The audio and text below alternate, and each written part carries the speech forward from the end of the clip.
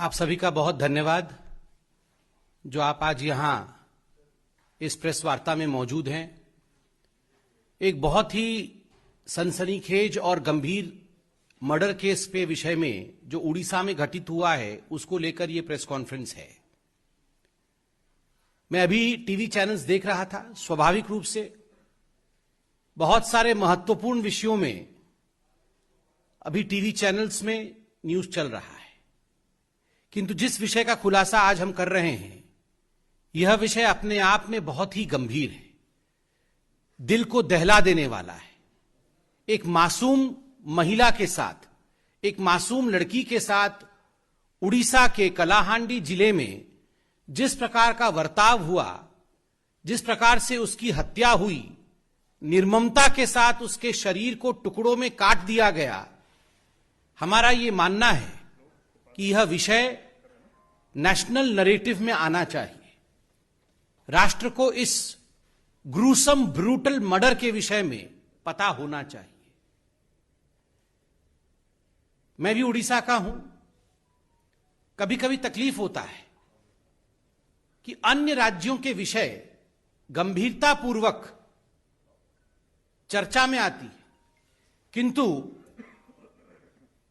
जब उड़ीसा का विषय और नारी अत्याचार का विषय जो उड़ीसा में हो रहा है वो विषय मुख्य मीडिया के धारा में नहीं आता तो मन द्रवित होता है, विचलित होता है। और इसीलिए आज भारतीय जनता पार्टी इस प्रेस कॉन्फ्रेंस के माध्यम से ममिता मेहर के लिए न्याय की गुहार करने वाली है।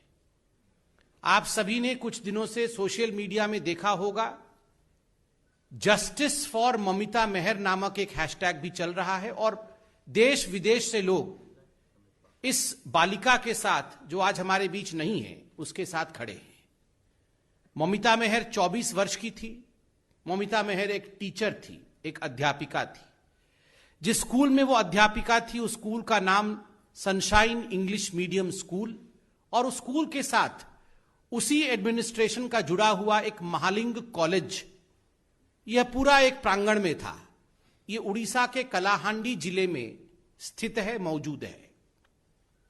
8 अक्टूबर से ममिता लापता थी और जब पूरे मामले को सामने लाया गया तो मालूम पड़ा कि उसकी हत्या हो चुकी है और कुछ दिनों पहले, 3-4 दिन पहले, उसकी डिकम्पोज्ड बॉडी पार्ट्स, उसके शरीर के कटे हुए अंग मिले हैं।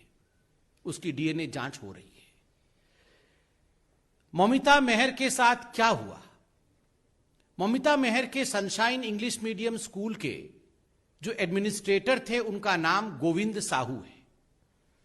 पूरा विषय सामने जब आया तो मालूम पड़ा कि गोविंद साहू इस स्कूल और इस कॉलेज के जो लेडीज हॉस्टल था, जिसकी वार्डन ममिता मेहर थी, कहीं ना कहीं उसमें एक सेक्स रैकेट चलाते थे और इस सेक्स रैकेट में कई मासूम महिलाओं का, मासूम लड़कियों का, जो स्कूल में छात्रा के रूप में मौजूद थी, और कुछ अध्यापिकाओं का वो इस्तेमाल करते थे। इस प्रकार से दोहन और शोषण महिलाओं का होता था इस स्कूल और इस कॉलेज के कंपाउंड में। सबसे दुखद विषय है कि अब जो विषय सामने आया है वो वाकई हम सबके रोंगटे खड़ा कर देता है। मंत्री हैं दिव्य शंकर मिश्रा, उड़ीसा के बीजेडी सरकार के मंत्री हैं, वो वहां के गृह मंत्री हैं और एनर्जी मिनिस्टर भी हैं। अब दिव्य शंकर मिश्रा होम मिनिस्टर हैं उड़ीसा के, और दुखद विषय है कि इस पूरे प्रकरण में अब उनका नाम भी सामने आ रहा है। समय समय पर इस कॉलेज में जाना, इस स्कूल में जाना, वहां रात्रि प्रवास करना, महिलाओं का शोषण करना, यह मंत्री के आचरण में था। इस प्रकार की बातें अब न केवल उड़ीसा के मीडिया अपितु राष्ट्र पटल में भी सामने आ रहा है, और जो लोग पूरे इस प्रकरण में इन्वॉल्व थे उनके द्वारा भी सच्चाई सामने रखी जा रही है। जब ममिता 8 अक्टूबर से अपने घर नहीं पहुंची, पूरे विषय को लेकर ममिता के घर वाले, अध्यापिका के घर वाले जब पास के पुलिस स्टेशन में पहुंचे बलांगीर में, तो जान के आश्चर्य होगा कि वहां के जो पुलिस निरीक्षक थे, वहां के जो पुलिस के कर्मचारी थे, उन्होंने एफआईआर तक दर्ज कराने से मना कर दिया।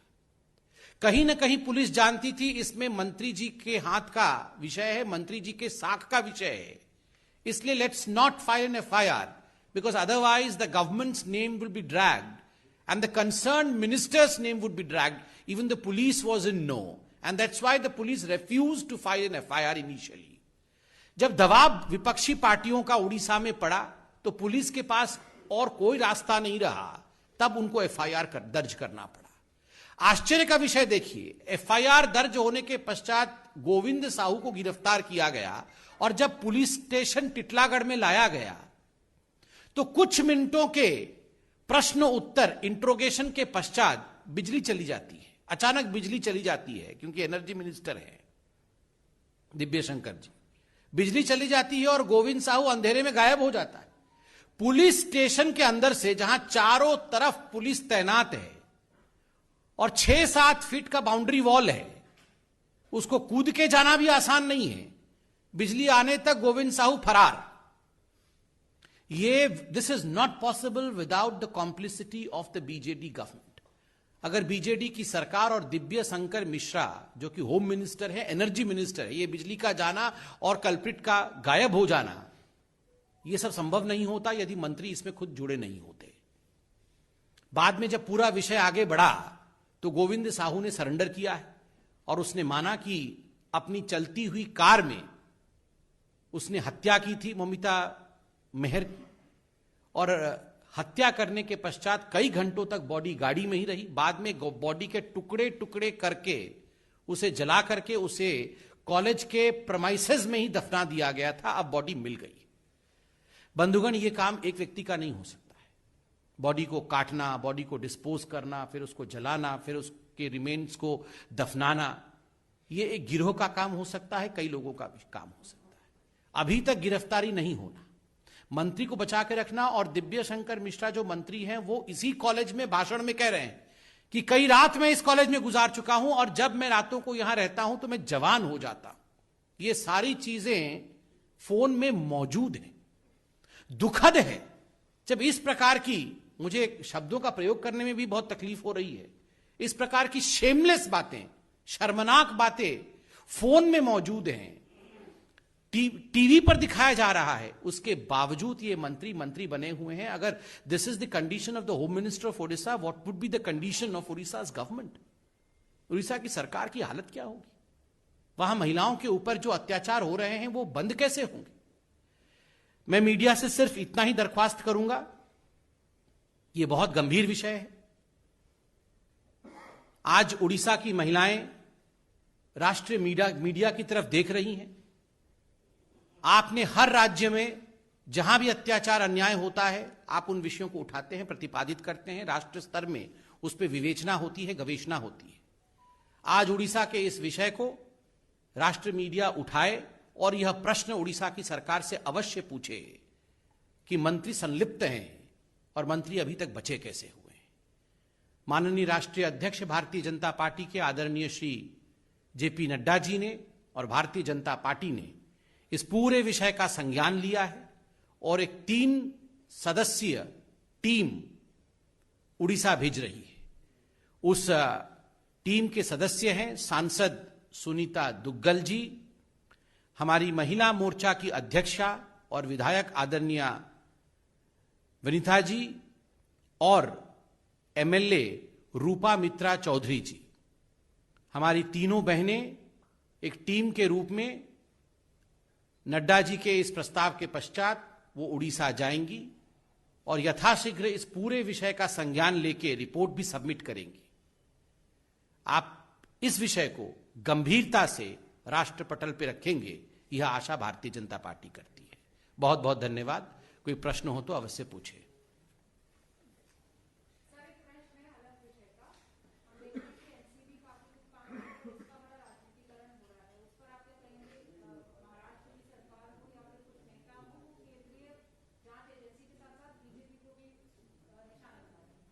मैं इस पे बहुत सोच समझकर नो कमेंट्स ही कहूंगा।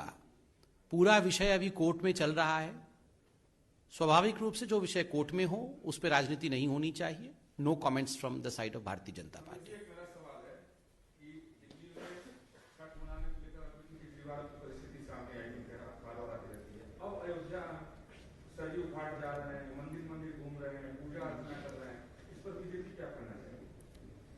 देखिए, ये तो उनकी व्यक्तिगत आस्था का मसला है, इस पे कमेंट तो वैसे करना नहीं चाहिए, मगर मैं अपने आप को रोक नहीं पा रहा हूं क्योंकि दिल्ली और खास करके अरविंद केजरीवाल जी के जो पिछले वक्तव्य रहे हैं उन सबसे मैं वाकिफ हूं, उन सबको मैं जानता हूं। यह अच्छी बात है कि भगवान श्री राम के लिए अरविंद केजरीवाल जी के हृदय में पुनः आस्था जग गई है, क्योंकि हमने पहले ही देखा था भगवान राम के लिए उनके मन में कोई स्थान नहीं था, और खास करके अयोध्या में मंदिर को लेकर अरविंद केजरीवाल जी के किस प्रकार के विचार थे यह भी हमने देखा है। आज एक पुराना वीडियो भी सामने आया है, बल्कि एक नहीं कई वीडियो सामने आए हैं। एक वीडियो में अरविंद केजरीवाल जी बहुत ही हतप्रभ नजर आ रहे हैं, बहुत दुखी नजर आ रहे हैं, और वो कह रहे हैं कि उन्होंने अपनी नानी मां से पूछा था कि नानी अब तो तुम बहुत खुश होगी, तुम्हारे भगवान राम का मंदिर बन रहा है। तो उनकी नानी जी ने कहा था, नहीं अरविंद, मैं बिल्कुल खुश नहीं हूं, क्योंकि मेरे जो भगवान राम है वो वहां रह ही नहीं सकते हैं। तो आज मुझे लगता है कहीं ना कहीं अरविंद केजरीवाल जी ने अपनी नानी मां के दिल को दुखाया तो है, इसमें कोई दो मत नहीं, मगर अच्छी बात है भगवान राम के शरण में गए हैं। और मैंने एक भी वीडियो आज देखा है, एक और वीडियो है, उसमें वो कह रहे हैं कि सोचिए अगर Pandit Jawaharlal Nehru steel authority of India के बदले राम जी का मंदिर बना दिए होते तो क्या होता, तो क्या हिंदुस्तान विकास कर पाता। और वो कह रहे हैं कि मंदिर बनाना कोई विकास की बात नहीं। तो कहीं ना कहीं पहले जो वो हमारी भावनाओं के साथ खिलवाड़ करते थे, आज जाके प्रभु श्री राम के चरणों में आरती कर रहे हैं, इससे अच्छी बात क्या हो सकती है। मेरा एक सवाल है आपसे, लालू प्रसाद यादव 90 के बाद बिहार गए हैं, वो हमलावर हैं, आप लोग कह रहे हैं कि बढ़ती महंगाई पर सरकार की चिंता नहीं है। कोई बात नहीं, मैंने तो कल टीवी देखा था तो लालू जी तो कांग्रेस के ऊपर हमला करते, वो तो बोल रहे थे कांग्रेस के साथ चुनाव नहीं लड़ना है, कांग्रेस सब कुछ खराब कर रही है। कांग्रेस का कहना है कि बिहार में बीजेपी का बी टीम है लालू प्रसाद यादव। ये कांग्रेस के पास और कुछ शब्द नहीं होता है तो उसके पास एक ही शब्द है बी टीम। जो उसके खिलाफ बोलता है वो सबको बी टीम बोलती है। धीरे धीरे कांग्रेस जेड टीम होने वाली है पॉलिटिक्स में, कहीं रहने वाली नहीं है यही करते करते। बहुत बहुत धन्यवाद।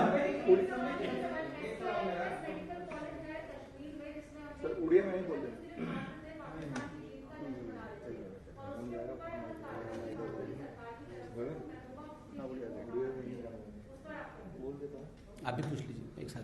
सवाल है, सोनिया गांधी ने कहा कि हमें आरएसएस बीजेपी के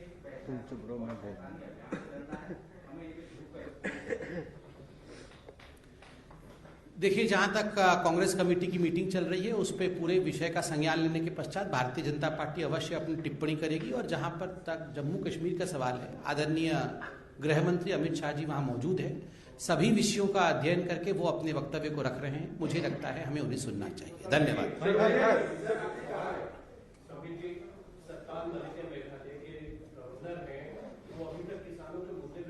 गवर्नर्स पे ये we can not comment on governors and राष्ट्रपति, हम नहीं कमेंट कर सकते।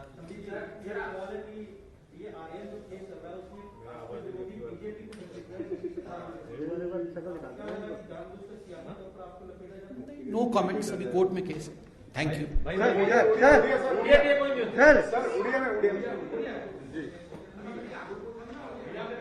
वो को ओडिया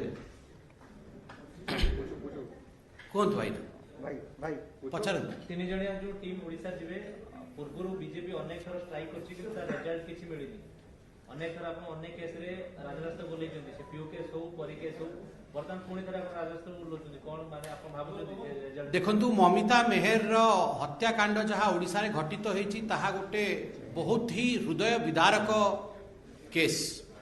समस्त भारतवर्ष झंकृत होगी रही जाइए, समस्त भारतवर्ष आश्चर्यचकित होगी ए पूरा विषय को देखुची।